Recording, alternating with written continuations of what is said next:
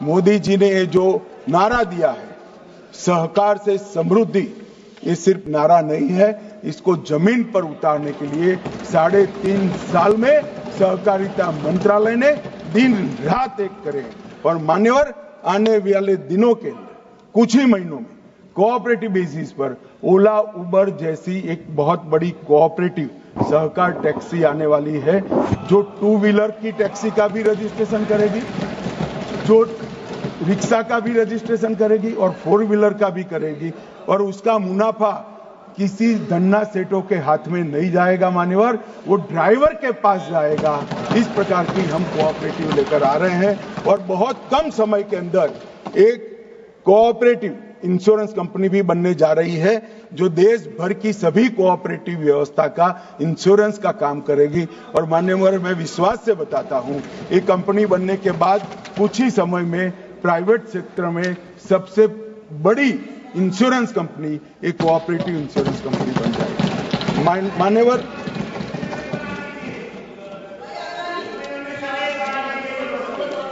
मान्यवर, ये मैं जवाब में कहने वाला था, मगर इन्होंने बीच में यूपी कर रहे हैं। मान्यवर, ये जो मैं विधेयक लेकर आया हूं यूनिवर्सिटी का, इसका यूनिवर्सिटी का स्थान गुजरात में है, क्योंकि गुजरात सरकार ने जगह दी है, परंतु यूनिवर्सिटी का कार्यक्षेत्र पूरा भारत है। हर राज्य के अंदर जो कोऑपरेटिव, अरे सुनिए ना, पूछते हैं तो सुनिए भाई, जरा सुनिए ना, धैर्य तो रखिए।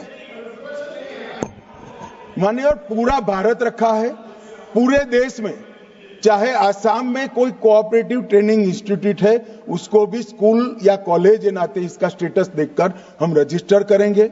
यूपी में भी करेंगे, तमिलनाडु में भी करेंगे, केरल में भी करेंगे, ओडिशा में भी करेंगे, क्योंकि इतना सारा कोऑपरेटिव का विकास हो रहा है मान्यवर।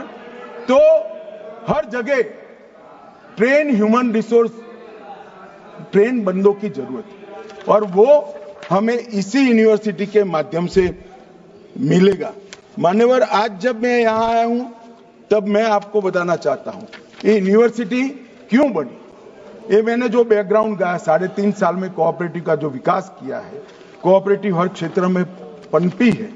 वहां कोऑपरेटिव वीक होने का एक कारण भी था कि जो समितियों में होता था वो अपने चट्टो बट्टों को नौकरी दे देते। अब क्योंकि सहकारिता के क्षेत्र में कोई डिग्री ही नहीं है, तो अगर कोई मानक बनाना है तो भी क्या बनाते। कोऑपरेटिव यूनिवर्सिटी बनने के बाद इसके डिप्लोमा और डिग्री वालों को ही नौकरी मिलेगी, जो मेरिट्स में गरीब बच्चों को मिलेगी। मान्यवर, प्रॉफिट बेस्ड मॉडल को हम प्रोग्रेस बेस्ड मॉडल बनाना चाहते हैं, प्रॉस्पेरिटी बेस्ड मॉडल बनाना चाहते हैं।